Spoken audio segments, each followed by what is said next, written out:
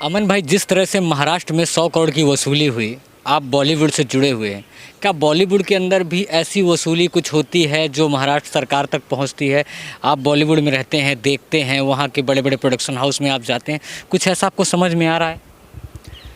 देखिए, अगर बड़े प्रोजेक्ट जो अगर बॉलीवुड में होते हैं, जिसे हम कहते हैं 50 करोड़ के, 100 करोड़ के, और जो इतने बड़े बड़े जो प्रोडक्शन हाउसेज हैं, तो जाहिर सी बात है कि उनके जो रिलेशन है वो सरकार से अच्छे रहते हैं। वो संबंध को बनाने के लिए, देखिए, जब भी कोई गवर्नमेंट से अगर किसी को रिलेशन बनाने होते हैं तो वो कहीं ना कहीं उसको गिव एंड टेक पॉलिसी होती है, वरना रिलेशन ऐसे मेंटेन नहीं रखे जाते हैं। हाँ, तो ये कहा जा सकता है कि मे बी शायद जैसे अपना जो बड़े प्रोडक्शन हाउसेज हैं या चैनल्स हैं, तो उनका जो सरकार को खुश करने के लिए, सपोर्ट लेने के लिए, क्योंकि कई बार जो बड़े प्रोजेक्ट्स होते हैं उसमें परमिशंस के मसले हैं, लोकेशंस के मसले हैं, तो कोई दिक्कत ना आए किसी भी तरह से, और हम जो भी कर रहे हैं खुल के कर पाएँ, तो ऐसा हो सकता है कि वहाँ पे भी वसूली होती हो। लेकिन अमन भाई, एक बात मैं ये भी जानना चाहता हूँ, क्योंकि अगर फिल्म सिटी की बात करें तो वहाँ पर भी बहुत सारे कॉन्ट्रोडिक्शन होते हैं कि शिवसेना का आदमी है तो उसको जाने शिवसेना से परमिशन लेनी पड़ती है, मनसे से परमिशन लेनी पड़ती है, पास बनवाने पड़ते हैं, इस तरह से भी वसूली होती है बॉलीवुड के अंदर। एक्चुअली वो पास नहीं, वो एक्चुअली एसोसिएशंस रहती हैं वहाँ पे। तो उसमें जैसे कि अगर मैं प्रोड्यूसर हूँ तो मुझे प्रोड्यूसर को अपनी एसोसिएशन में कार्ड बनवाना पड़ेगा। एक्टर्स के लिए अलग कार्ड होते हैं, जैसे प्रोड्यूसर के लिए इम्पा एसोसिएशन है, एक्टर्स के लिए सिंटा है, फिर और भी कई एसोसिएशन है, तो उसमें शिवसेना है, मनसे है, इन सबके भी कार्ड रहते हैं। तो इसमें हाँ, आप इसे कह सकते हैं एक तरह की वसूली है कि अगर आपको काम करना चाहे, आप as a actor, director, producer, या आप कैमरामैन के तौर पे भी काम करेंगे, अगर आप मेकअप आर्टिस्ट भी हैं तो भी, आपको टेक्नीशियन हैं, आप कुछ भी आप हैं अगर इंडस्ट्री में, तो आपको एसोसिएशन में कार्ड बनवाना पड़ता है, जो हर साल रिन्यू भी करना पड़ता है। तो ये अगर कहा जाए तो एक तरह की वसूली है, क्योंकि अब देखिए, अब किसी पे एक बजट नहीं होता और उसका बजट भी डे बाय डे बढ़ता जा रहा है। यानी जो कार्ड पहले, अगर मान लीजिए आज से मैं 10 साल पहले की बात करूँ तो 2,500 का बनता था, 3,000 का बनता था, आज वो 30-30, 40-40 हज़ार, 50-50 हज़ार तक की भी बजट पहुँच चुका है। तो और उसमें भी कई मुश्किल हो गई हैं, पहले कार्ड बनवाने बहुत ईजी था, बहुत मुश्किल हो गए हैं। तो एक तरह की वसूली कही जा सकती है, मतलब ये कि आप एसोसिएशन बना के वसूली कर रहे हैं। लेकिन अगर कार्ड भी बनाने तो गवर्नमेंट बनाए, गवर्नमेंट बनाने से कोई तकलीफ नहीं, चाहे केंद्र सरकार हो चाहे महाराष्ट्र सरकार हो। लेकिन जब अगर कोई पार्टी कार्ड बनाती है, कोई एक संगठन कार्ड बनाता है, तो उसको तो वसूली ही समझा जाएगा।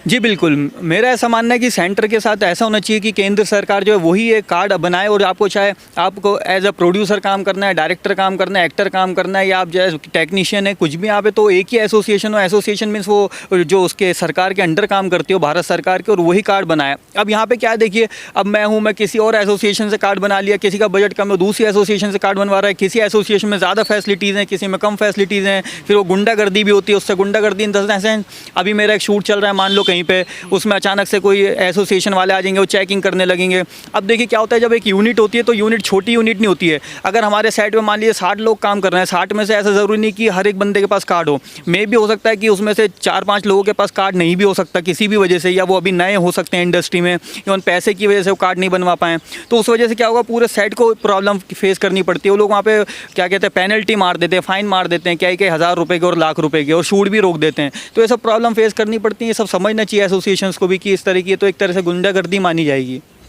अमन भाई, आप महाराष्ट्र में रहते हैं, महाराष्ट्र में जिस तरह से अगर 100 करोड़ वसूली की बात करें, अनिल देशमुख ने इस्तीफ़ा दे दिया। आप रहते हैं महाराष्ट्र में, क्या माहौल, इसको लेकर बॉलीवुड में क्या चर्चा है आपकी नज़र से?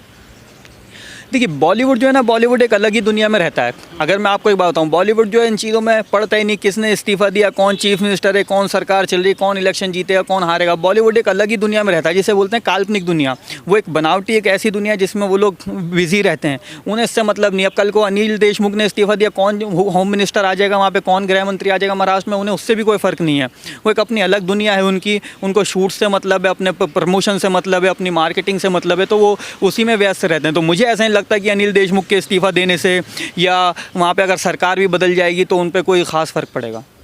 पड़ेगा। लेकिन बॉलीवुड की बात करें, जो ड्रग्स वाले मामले हैं, एनसीबी जिस तरह से पकड़ रही है, इससे तो बॉलीवुड में फ़र्क है, हलचल है, काफ़ी हलचल है, लोगों में डर है।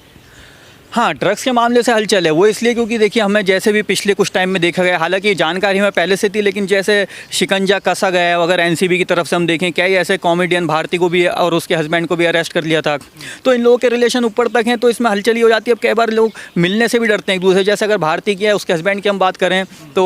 हर्ष लिम्बाचिया की, तो उनके जैसे कि आप देखें हर बड़े शो में वो एज ए होस्ट काम कर रहे थे, कॉमेडी भी कर रहे हैं, अपना शो भी कर रहे हैं। लेकिन अगर हम पिछले कुछ टाइम देखेंगे तो उनके इतना जो बड़े जो एक्टर डायरेक्टर्स थे या जो प्रोड्यूसर थे जिनसे सलाम दुआ थी, उतना अच्छा रिलेशन अब दिख नहीं रहा है। तो क्या होता है, आदमी कटने लगता है, क्योंकि दिल में डर रहता है ना कि हालांकि गलत तो सभी हैं, लेकिन ऐसा होता है कि जो पकड़ा गया वो चोर है। देखिए क्या होता है कि जो पकड़ा गया वो चोर है और जो नहीं पकड़ा गया वो सौकार है। तो जो नहीं पकड़ा गया उसे डर रहता है, अरे यार अब हम इससे थोड़ा सा रिलेशन दूरी बनाए रखें, कहीं ऐसा ना हो इसके चलते हम भी शिकंजे में आ जाएं। अच्छा, बॉलीवुड में ड्रग्स का कारोबार बहुत पहले से चलता आ रहा, जहाँ तक मैं सुन रहा हूँ, लेकिन इस बार जिस तरह से एनसीबी ने काम किया,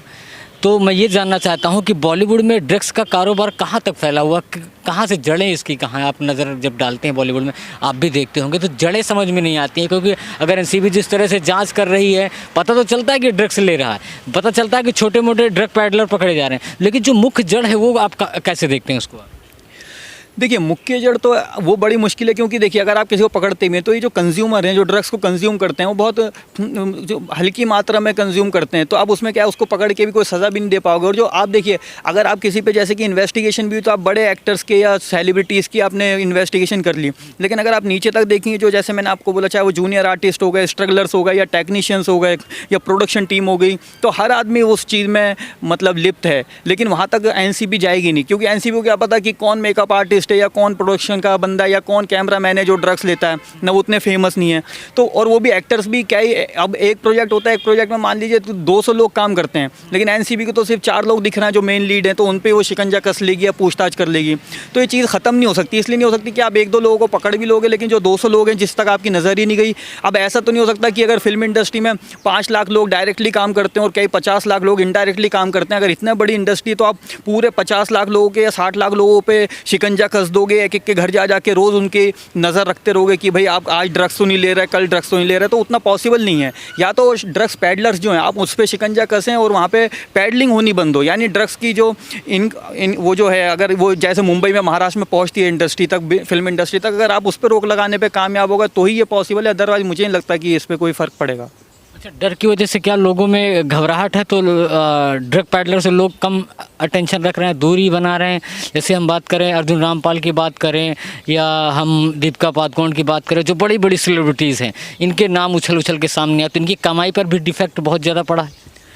बिल्कुल डिफेक्ट बहुत ज़्यादा पड़ा है, क्योंकि देखिए क्या होता है कि कोई भी आदमी जब पैसा इन्वेस्ट करता है, कोई कॉर्पोरेट हो गया है, कोई इन्वेस्टर हो गया, तो वो ऐसी जगह इन्वेस्ट नहीं करना चाहता जहाँ पे डूबने के चांसेस ज़्यादा हों। क्योंकि जब एक मान ली कोई आर्टिस्ट है, कोई सेलिब्रिटी है, कोई एक्टर है, जब उस पर शिकंजा कसा जा रहा है, उसके पूछताछ पे बुलाया जा रहा है, तो कई बार ऐसा दिल में डर बैठ जाता है इन्वेस्टर के, ऐसा ना हो कल कोई अरेस्ट हो गए, लंबे समय के लिए इन पर पूछताछ हो गई, या मार्केट में जो पब्लिक का जो रिएक्शन था, क्योंकि बीच में देखा गया बॉयकॉट का बहुत एक चक्कर चल गया था कि अब हम अगर इसने गलत काम करा, हम इसकी फिल्म नहीं देखेंगे, इसका ऐड नहीं देखेंगे, इसका ब्रांड यूज़ नहीं करेंगे, इसने जो मोबाइल का ऐड करा या किसी भी ब्रांड का ऐड करा। तो इसमें क्या होता है कि इन्वेस्टर्स या कॉर्पोरेट जो है वो थोड़ी सी दूरी बना लेता है, वो कहता है नहीं, इससे अच्छा जब हमें गेम खेलना ही है तो हम ऐसे बंदे पे गेम खेलें जिसकी छवि साफ़ सुथरी हो। और ये बहुत बढ़िया, देखिए साफ़ सुथरी छवि के लिए अगर आप उस पर गेम खेलते हो, उस पर पैसा लगाते हो, उसे काम देते हो, तो उससे क्या है कि हर आदमी ये सोचेगा कि नहीं, मुझे काम लेने के लिए ज़रूरी नहीं कि मुझे गलत ही काम करना पड़े, मैं अपनी जो इमेज है जो मार्केट में वो अच्छी रखूँ। और जनता भी देखिए आजकल उन्हीं को पसंद कर रही है, और न्यू कमर्स को भी आजकल बहुत मौका मिल रहा है। ये ज़रूरी नहीं कि आप किसी अच्छे फैमिली बैकग्राउंड से आते हो तो ही आपको काम मिलेगा। कई ऐसे लोग हमें देखेंगे जैसे पंकज त्रिपाठी, ऐसे लोग जो एकदम से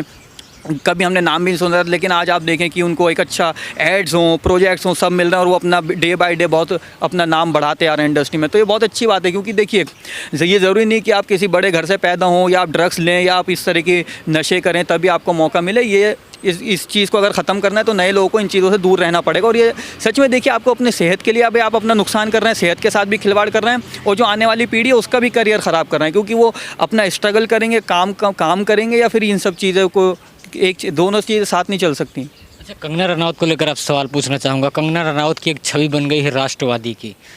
क्या आप देखते हैं कंगना रनौत राष्ट्रवादी होने के बाद क्या उनका ग्राफ आप कैसे देखते हैं, नीचे गया है कि ऊपर गया है? आपकी नज़र में क्या है, क्योंकि आप उससे जुड़े हुए हैं?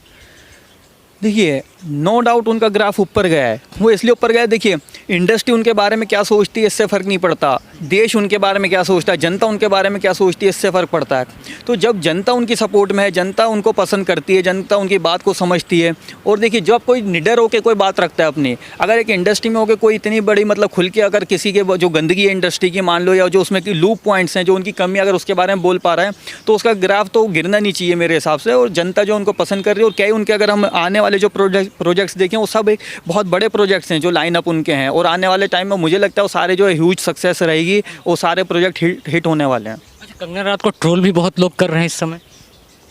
देखिए, आप 100% समर्थन तो कोई भी नहीं ले सकता हमारे देश में, दुनिया में। तो आप कितनी अच्छे, चाहे आप टैलेंट की बात करें, चाहे आप राजनीति की बात करें, तो यहाँ तक कि चाहे आप प्रधानमंत्री बन जाए, राष्ट्रपति बन जाए, कहीं ना कहीं आपकी जो विचारधारा है वो मैच नहीं खाती सबके साथ। तो हमारा देश बहुत विशाल देश है, 130 करोड़ की हमारे देश में आबादी है। उसमें भिन्न भिन्न प्रकार के लोग रहते हैं, अलग अलग जाति हैं, रिलीजन है और रीजन्स हैं, फिर वो अलग अलग पॉलिटिकल बैकग्राउंड है लोगों के। तो कई बार ऐसा भी हो जाता है कि जो उनकी विचारधारा अगर उससे किसी का मैच नहीं खा रहा, चाहे पॉलिटिकल इशूज़ की वजह से, किसी वजह से, तो वो उसे ट्रोल करेगा ही। लेकिन ट्रोल करने का मतलब ये नहीं है कि वो अपना जो उनका जो एक निडरपन है वो छोड़ देंगी, या वो अपना कोई आगे बोलने से रुक जाएंगी, या वो अपना काम छोड़ देंगी। देखिए, ऐसा नहीं होता। जिसको ट्रोल करना है वो अपना ट्रोल करता रहे, और हाथी चलता है, हाथी चलता रहता है, पीछे कौन भौंक रहा है, क्या कर रहा है, उससे कोई फ़र्क नहीं पड़ता है। तो उन्हें अपना काम करते रहना चाहिए।